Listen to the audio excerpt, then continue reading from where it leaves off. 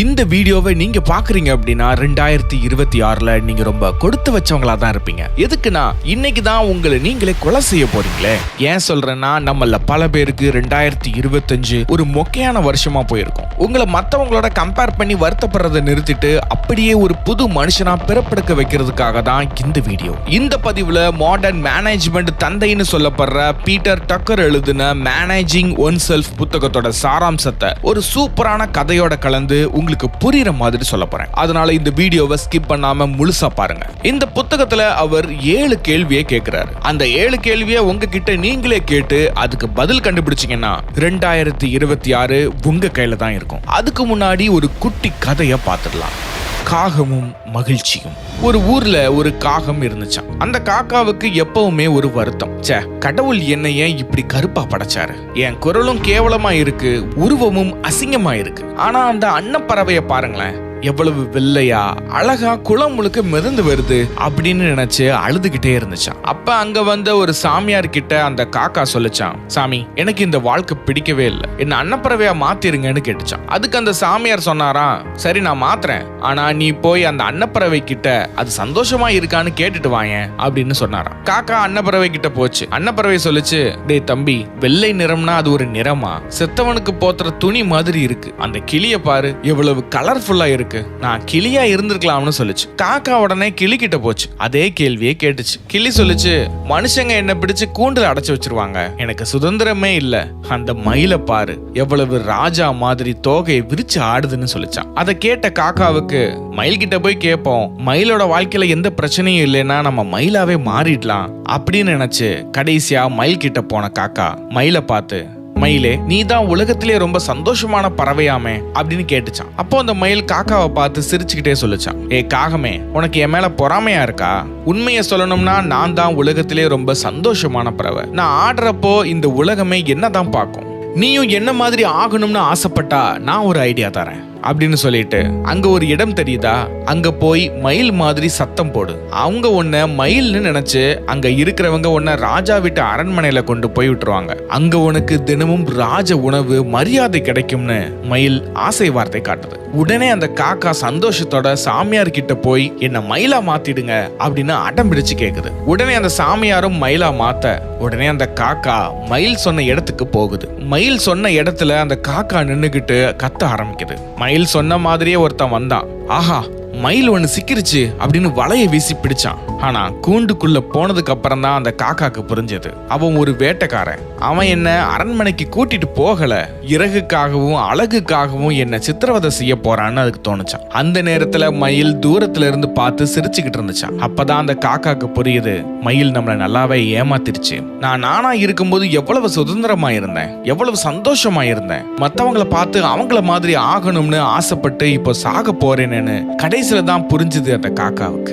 இதே மாதிரி தான் நாமளும் அடுத்தவங்க லைஃப் ஸ்டைலை பார்த்து நாமளும் அதே மாதிரி ஆகணும்னு ஆசைப்பட்டு நாமளும் அதே மாதிரி ட்ரை பண்ணி கஷ்டத்தை அனுபவிச்சுக்கிட்டு இருப்போம். அதனால யாரையும் கம்பேர் பண்ணாம உங்க முடிவுகளை நீங்களே எடுங்க. நீங்க ஆசைப்பட்ட வாழ்க்கையை உங்களுக்கு ஏத்த மாதிரி நீங்களே உருவாக்குங்க. இந்த 2026 உங்க கையில தான் இருக்க போகுது. இப்போ உங்க லைஃபை மாத்தக்கூடிய அந்த 7 முக்கியமான கேள்விகளுக்கு வருவோம். கேள்வி 1, உங்களுடைய பலம் எது? நாம எல்லாரும் பண்ற ஒரு மிகப்பெரிய தப்பு என்ன தெரியுமா? நம்ம கிட்ட இல்லாத ஒரு திறமைய வளர்க்கணும்னு காலத்தையும் நேரத்தையும் வீணாக்குறது தான். ஒரு விஷயத்த மட்டும் நல்லா புரிஞ்சுக்கோங்க, ஒருத்தர் பாட்டு பாடுறாருன்னா அது அவருக்கு கடவுள் கொடுத்த வரும். நீங்க ரஜினிகாந்த் மாதிரி ஸ்டைல் பண்ணலாம், ஆனா அவர் மாதிரியே நடிக்கணும்னு நினைச்சா அது கஷ்டம். பீட்டர் ட்ரக்கர் என்ன சொல்றாருன்னா, focus on your strength not your weaknesses. உங்க பலம் என்னன்னு கண்டுபிடிக்க ஒரு சின்ன ஐடியா தரவா? அதுதான் ஃபீட்பேக் அனலைசிஸ். அதாவது நீங்க ஒரு வேலையை செய்ய போறீங்கன்னா அதுல என்ன ரிசல்ட் வரும்னு ஒரு பேப்பர்ல எழுதி வைங்க. ஒரு வருஷம் கழிச்சு அந்த பேப்பர் எடுத்து பாருங்க, நீங்க நினைச்சது நடந்திருக்கா இல்ல அதை விட சூப்பரா வந்திருக்கா? ஒருவேளை நீங்க பிளான் பண்ணதுக்கும் மேல சக்சஸ் கிடைச்சிருக்குதுன்னா அதுதான் உங்க உண்மையான பலம். நம்ம ஒரு நிறைய பேர் எனக்கு மேக்ஸ் வராது மச்சான், ஆனா நான் கஷ்டப்பட்டு படிச்சு இன்ஜினியர் ஆவேன்னு சொல்லி 5 வருஷம் அரியர் வச்சிருப்பாங்க. ஆனா அவங்களுக்கு படம் வரையறதுலயோ இல்ல வேற ஏதாவது ஒரு விஷயத்துல சூப்பரான டேலண்ட் இருக்கும். அந்த திறமையை விட்டுட்டு வராத ஒண்ணுக்கு பின்னாடி போறது ஒரு முட்டாள்தனம். 2026 2026ல நீங்க ஜெயிக்கணும்னா முதல்ல உங்ககிட்ட இருக்கிற அந்த யூனிக் செல்லிங் பாயிண்ட் எதுன்னு பாருங்க. அதை மட்டும் செதுக்குங்க. பலவீனத்தை ஓரளவுக்கு சரி பண்ணிக்கிட்டா போதும். ஆனா பலத்துல நீங்க தான் உலகத்துக்கே ராஜாவா இருக்கணும். இதுதான் 2026க்கான முதல் ஸ்டெப். உங்ககிட்ட நீங்க கேட்க வேண்டிய இரண்டாவது கேள்வி, நீங்க எப்படி பெர்ஃபார்ம் பண்ணுவீங்க?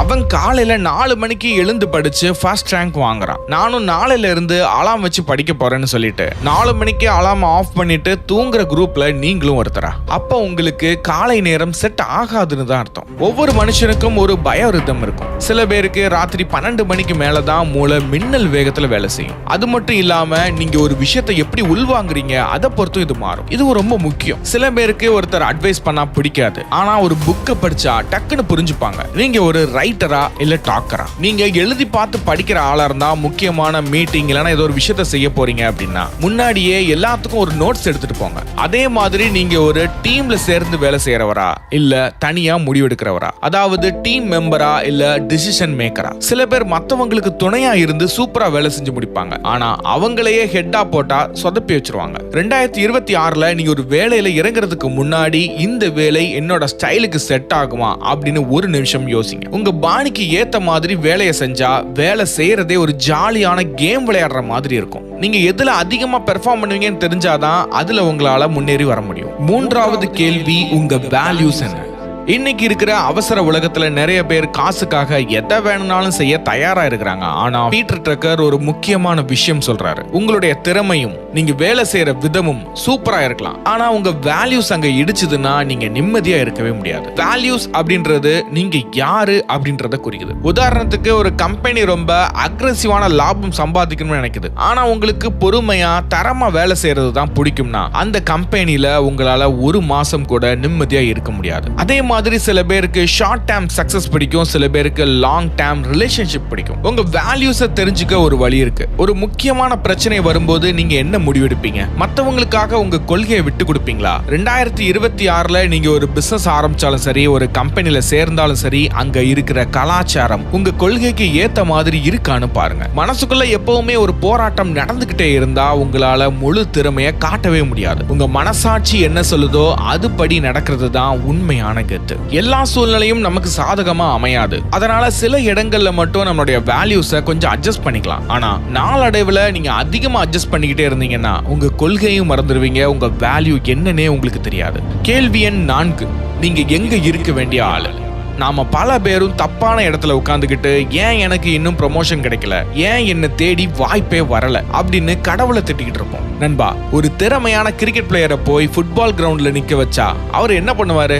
அவர் அந்த இடத்துக்கு சரிபட்டு வர மாட்டார். பெரிய பெரிய சாதனையாளர்கள் எல்லாரும் ஆரம்பத்துல தப்பான இடத்துல இருந்தவங்க தான். ஆனா அவங்க இது நமக்கான இடம் இல்ல அப்படிங்கறத சீக்கிரமே கண்டுபிடிச்சிட்டாங்க. நீங்க ஒரு பெரிய மீட்டிங்ல இருக்கும் போதோ இல்ல ஒரு வேலையை செஞ்சுக்கிட்டு இருக்கும் போதோ எனக்கு இங்க என்ன வேலை அப்படின்னு தோணுச்சுன்னா அந்த இடத்தை மாத்துறதுக்கான நேரம் வந்துருச்சுன்னு அர்த்தம். 2026ல நீங்க ஒரு கம்ஃபர்ட் ஜோன்ல சிக்காம உங்க திறமைக்கு தீனி போடுற ஒரு இடத்தை தேடுங்க. அந்த இடம் ஒரு சின்ன ரூமா இருக்கலாம், இல்ல ஒரு பெரிய நகரமா இருக்கலாம். ஆனா அங்க நீங்க ஃபிட் ஆகணும். உங்களுக்கு பிடிச்ச விஷயத்தை செய்யற இடத்துல நீங்க இருக்கும்போது நீங்க கஷ்டப்படவே தேவையில்லை. வெற்றி தானா உங்களை தேடி வரும். உங்களை நீங்களே ஒரு இடத்துல பொருத்தி பாருங்க. அது சரியா இருந்தா மட்டும்தான் நீங்க ஜெயிப்பீங்க.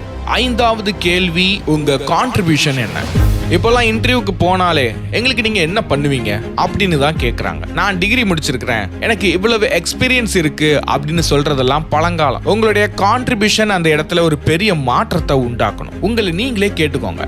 அடுத்த 12 மாசத்துல நான் இருக்கிற இந்த இடத்துல என்ன மாற்றத்தை என்னால கொண்டு வர முடியும்? அந்த ரிசல்ட் மத்தவங்களுக்கு பயனுள்ளதா இருக்குமா அப்படின்னு யோசிச்சு பாருங்க. நீங்க ஒரு ஆபீஸ்ல வேலை பார்த்தா ஒரு புது சாஃப்ட்வேர் மூலமா வேலையை மிச்சப்படுத்தலாம். இல்ல ஒரு பிசினஸ் பண்ணா கஸ்டமருக்கு புதுவிதமான ஒரு அனுபவத்தை கொடுக்கலாம். கான்ட்ரிபியூஷன் அப்படின்றது நீங்க செய்யற வேலையில இருக்கிற வேல்யூவை ஆட் பண்றது. கடமைக்கு வேலை செய்யறேன் அப்படின்னு இல்லாம இந்த வேலையை என்ன தவிர யாராலும் இவ்வளவு சிறப்பா செஞ்சிருக்க முடியாது அப்படின்ற அளவுக்கு உழைக்கணும். 2026ல நீங்க மத்தவங்க கிட்ட இருந்து தனித்து தெரியணும்னா உங்க பங்களிப்பு மாசா இருக்கணும். மத்தவங்க உங்களை தேடி வர வைக்கிற ஒரே விஷயம் உங்க ரிசல்ட் மட்டும்தான். உங்ககிட்ட நீங்க கேட்கக்கூடிய 6வது கேள்வி, மற்ற நபர்களுக்கு நீங்க கொடுக்கிற முக்கியத்துவம் என்ன? நானே ராஜா நானே மந்திரி அப்படின்னு இருந்தா ஜெயிக்க முடியாது பாஸ். நாம செய்யற ஒவ்வொரு வேலையும் இன்னும் 100 பேரை சார்ந்துதான் இருக்கு. அப்ப அந்த 100 பேர் கூட நமக்கு இருக்கிற ரிலேஷன்ஷிப் எப்படி இருக்கணுங்கிறது தான் ரொம்ப முக்கியம். பீட்டர் டக்கர் 2 விஷயத்த சொல்றாரு. முதல்ல, மத்தவங்களும் மனுஷங்க தான், அவங்களுக்கும் ஒரு ஸ்டைல், ஒரு பலம், ஒரு கொள்கை இருக்கும்னு புரிஞ்சுக்கோங்க. அவங்கள உங்க வழிக்கு கொண்டு வரணும்னு நினைக்காம அவங்க வழி என்னன்னு தெரிஞ்சுக்கிட்டு அதுக்கு ஏத்த மாதிரி நடந்துக்கோங்க. 2வது விஷயம், கம்யூனிகேஷன். உங்களுக்கு என்ன வேணும், நீங்க என்ன பண்ண போறீங்க அப்படின்றத மத்தவங்க கிட்ட தெளிவா சொல்லுங்க. நிறைய பிரச்சனைகளுக்கு காரணமே அவன் புரிஞ்சுப்பான் அப்படின்னு நாம நினைக்கிறது தான். ஆனா யாரும் உங்க மனசை படிக்கிற ஜோசியக்காரங்க கிடையாது. 2026ல உங்க டீம் கூடவோ உங்க பார்ட்னர் கூடவோ ஒரு இரும்பு பிணைப்பை உருவாக்குங்க. ஒருத்தருக்கு ஒருத்தர் உதவியா இருந்தா எவரெஸ்ட் சிகரத்தை கூட ஈஸியா ஏறிடலாம். ரிலேஷன்ஷிப்ல நீங்க போடுற இன்வெஸ்ட்மெண்ட் தான் உங்களுக்கு பெரிய லாபத்தை தரும். உங்ககிட்ட நீங்க கேட்கக்கூடிய கடைசி கேள்வி, உங்க செகண்ட் லைஃப் என்ன? வாழ்க்கை 40 வயசுல ஆரம்பிக்கும்னு சொல்லுவாங்க. ஆனா இன்னைக்கு இருக்கிற ஸ்ட்ரெஸ்ஸான உலகத்துல ஒரே வேலையை செஞ்சு செஞ்சு பல பேருக்கு 30 வயசுல சலிப்பு தட்டிடுது. இதுக்கு தீர்வா பீட்டர் டக்கர் சொல்றது தான் செகண்ட் லைஃப். நீங்க ஒரு புது கரியரை ஸ்டார்ட் பண்ணலாம்னு சொல்றாரு. இல்லனா உங்க வேலையை செஞ்சுக்கிட்டே சைடுல ஒரு சோஷியல் ஒர்க் பண்ணலாம், இல்லனா வேற ஏதாவது ஒரு பிசினஸ் பண்ணலாம்னு சொல்றாரு. உதாரணத்துக்கு, ஒரு பெரிய ஆடிட்டரா இருக்கிறவங்க வாரத்துல 2 நாள் ஏழை குழந்தைகளுக்கு டியூஷன் எடுக்கலாம்னு சொல்றாரு. இல்லனா வாரத்தின் கடைசி நாள்ல உங்களுக்கு பிடிச்ச ஏதோ ஒரு கலையை நீங்க பயிற்சி பண்ணலாம். ஒரு இசைக்கருவியை வாசிக்க பழகலாம். நீங்க ஒரு ஆர்டிஸ்டா கூட மாறலாம். இதுதான் உங்களுக்கான ஒரு செகண்ட் இன்னிங்ஸ். இது எதுக்குன்னா, ஒருவேளை உங்க மெயின் லைஃப்ல ஏதாவது சர்க்கிள் வந்தா உங்களை தாங்கி பிடிக்க ஒரு பிளாட்ஃபார்ம் இருக்கணும். நம்ம ஊர்ல நிறைய பேர் ரிட்டையர்ட் ஆனதுக்கு அப்புறம் என்ன பண்றதுன்னு தெரியாம சீக்கிரமே உடம்பு சரியில்லாம போயிருவாங்க. ஆனா ஒரு செகண்ட் லைஃப் வச்சிருக்கிறவங்க எப்பவுமே எனர்ஜியோட இருப்பாங்க. 2026ல உங்களுக்கான அந்த பேஷன் எதுன்னு கண்டுபிடிங்க. அதை ஒரு சின்ன விதையா இப்பவே விதைங்க.